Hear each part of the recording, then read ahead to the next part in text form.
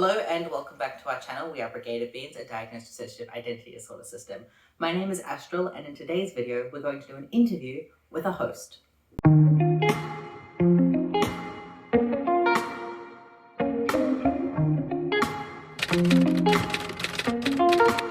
As already established, my name is Astral. I'm 23 years old, I age with the body, and I am our host.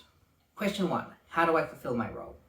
My main function within our system is to be the alter that interacts with people socially. So most of the time when we are interacting with other people outside of the system, especially in person, either I'm fronting or I am part of the blend of alters who is like soupy and in front, and even though we don't have a defined identity, aspects of myself are there. In saying that though, this system doesn't mask as me. When I'm in social situations, I am masking as our collective singlet identity if I'm not comfortable enough to say, hello, it's me, it's Astral. I do share a lot of similarities with our singlet sona, which is what we call that mask that we put on, but there are some differences. Namely, when we are introducing ourselves, we introduce ourselves by our chosen in-person name, and then we say that our pronouns are he, they. Whereas my pronouns are exclusively he, him, but because there are other alters within our system who aren't comfortable with he, him pronouns, the they is in there to make it easier for those alters. I also front a lot when we're at home. I am the easiest alter for our system to switch to. I am the alter who typically wakes up in our body, and I'm also the alter who holds a lot of biographical information and a relatively linear timeline of our childhood without the trauma impacts of that. So I don't have any major trauma memories myself, but I would be able to tell you how old we were when we were living in certain places because I have non-traumatic memories from those places. The second question, are there any stereotypes about the host role, and do I fit any of them? I think there is less of a stereotype but a misconception that the host is the real alter and that all the other alters are aspects of themselves or less real, which is not true in general. Some systems can feel that way, but that's not how the disorder works, and it's definitely not how we experience a host. Whilst I am the alter that most people do interact with, even if I'm not using my specific name, I'm not any more real than anybody else, and I'm not the most dominant alter in our system. I'm not the primary alter in our system. I like to use an analogy of a restaurant when I'm describing how our system functions.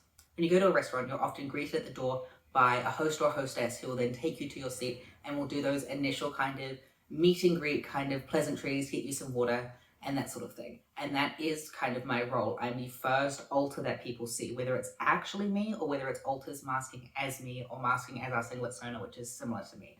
I am the face of the system, but I'm not the only one that makes the system go around, and arguably not even the most important alter. Within that restaurant analogy, you also have your waiters and your servers who are coming to your table, who are taking your orders.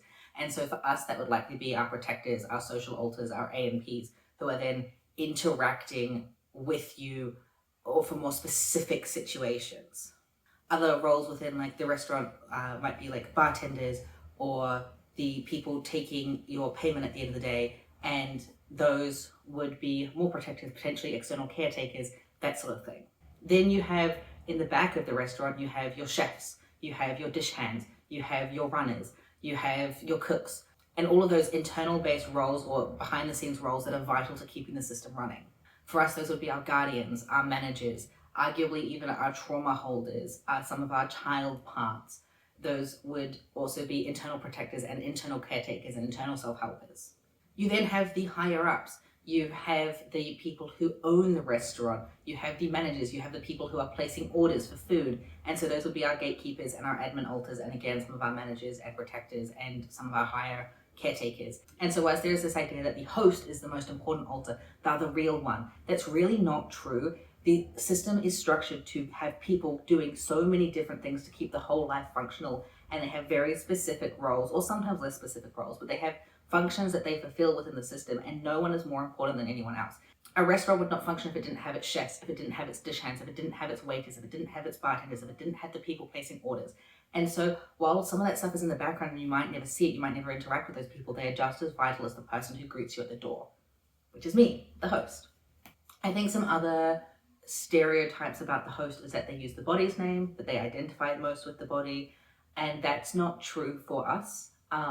We are in general collectively trans, so we transitioned anyway, we picked a different name anyway. But even then, I still don't identify with how this body looks. In the inner world, I have naturally red hair. In the inner world, I have freckles. Externally, I don't have that. In the inner world, my face shape is very different. It's a lot narrower. It's not as round as our faces. My voice doesn't sound this way. It's naturally deeper still. I have facial hair, which we're kind of getting slowly now that we're on T, but not in the same places that I have facial hair. And so even though I'm in the body a lot, even though I'm fronting a lot, this body still doesn't feel like it's my body. It feels like it's our body. It's the vessel that we all inhabit, but it's not mine any more than the life is mine. Yes, I do a lot of things. Yes, I'm heavily connected with our life, and if life decisions are made, I'm involved in those decisions. But it's not my life. It's our collective life, and we all have a say in it to some degree. The other stereotype that I think exists about hosts involves fusion. And so there is this misconception that can happen that when alters fuse, they fuse into the host. And the host just takes them on and doesn't change their core sense of self. You will have known, if you've been watching our channel, that last year, our host was Atlas. And Atlas is me. Atlas split back into me. But a few years ago, our host was Alexander. A few years before that, our host was Kinsey. Somewhere in that time, our host was also Azra and Beans and all these other hosts that are now me because of fusion. But we didn't stick with one consistent name. Our identity wasn't stable. It changed, it shifted with those fusions. And there were also other fusions that occurred within our system that didn't involve me and had nothing to do with me. And so when fusion occurs, it's not just parts being absorbed by the host. It happens in a multitude of different ways and isn't just about the host becoming more real and more complex. It's a lot different to that.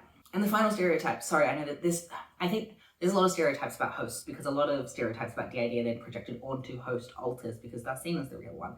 But the other one that I just thought of, and I promise this is the final one I'll go into this video, is that the host doesn't like being part of the system. The host wants DID to go away. The host is unaware of the system.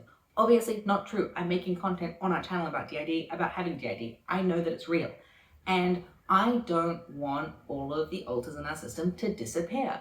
I don't want the DID to just disappear because I understand that it has a function. I understand that it has a root cause. And I understand that if we didn't have DID, we would be a lot less functional than we currently are because I would be consistently overwhelmed by all of the trauma memories that instead of being compartmentalized would be flooding me constantly.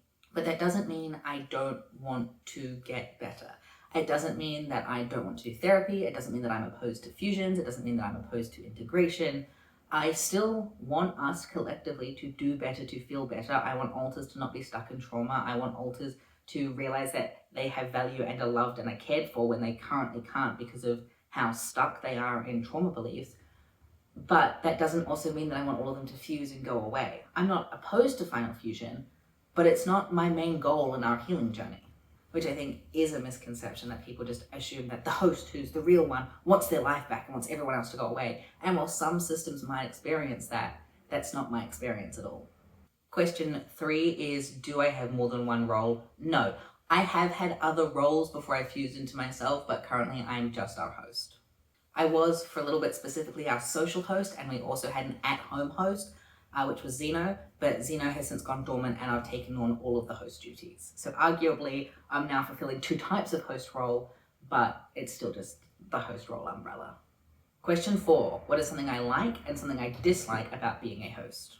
The thing that I dislike the most about being our host is being aware that we have trauma, being aware that parts are struggling, and not being able to accept that trauma.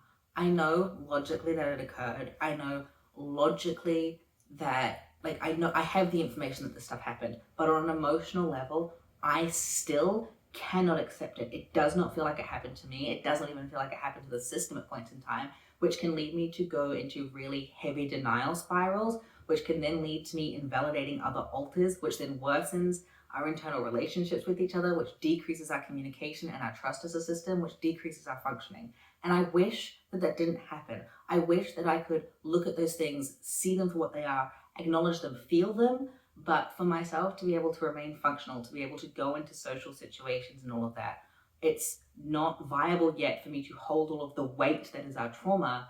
And so part of that dissociation is me not connecting to it, me not being able to acknowledge it. And that really sucks. I understand why it's there. It's functional. It makes sense. It doesn't make it easy, and it doesn't make it pleasant for me when I fall into denial spirals and end up invalidating the whole system by saying that we don't have DID.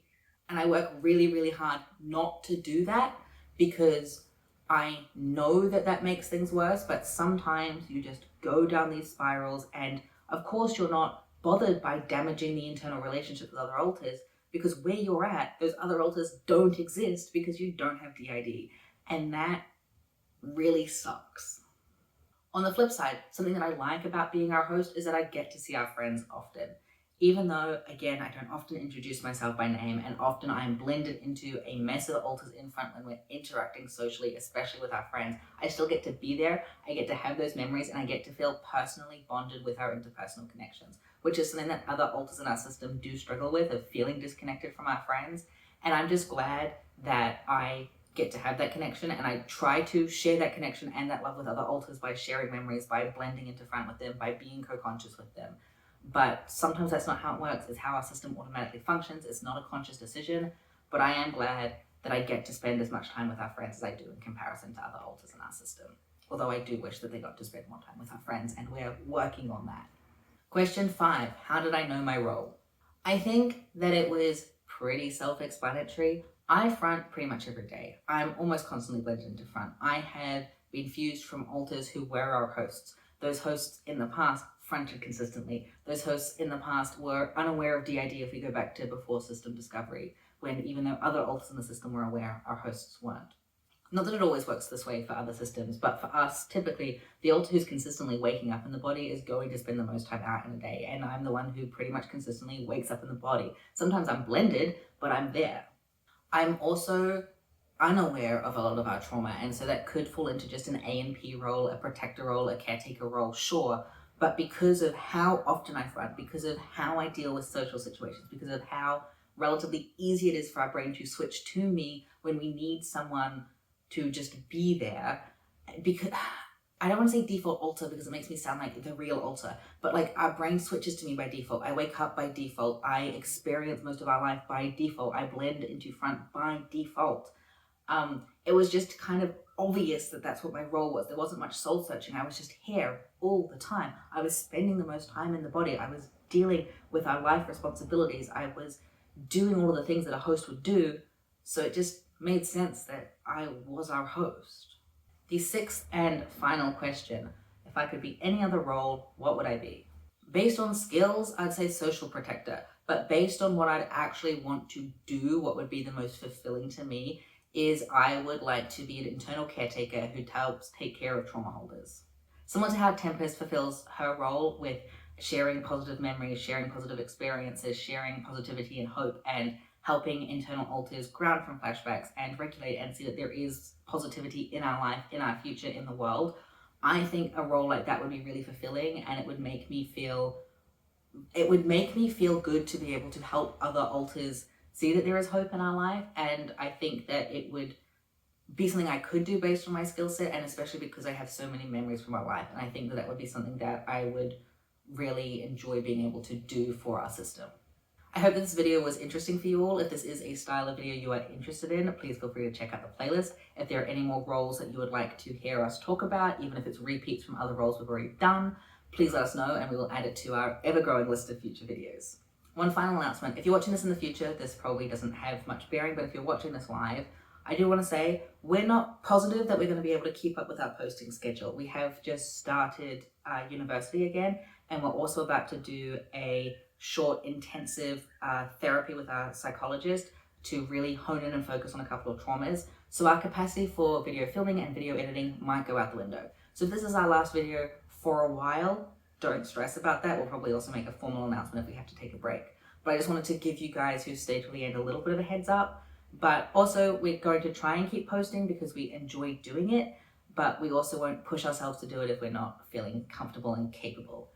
But with all of that said, thank you all so much for watching. We will see you in the next one, whether that's in a fortnight or in a while. Take care. Goodbye.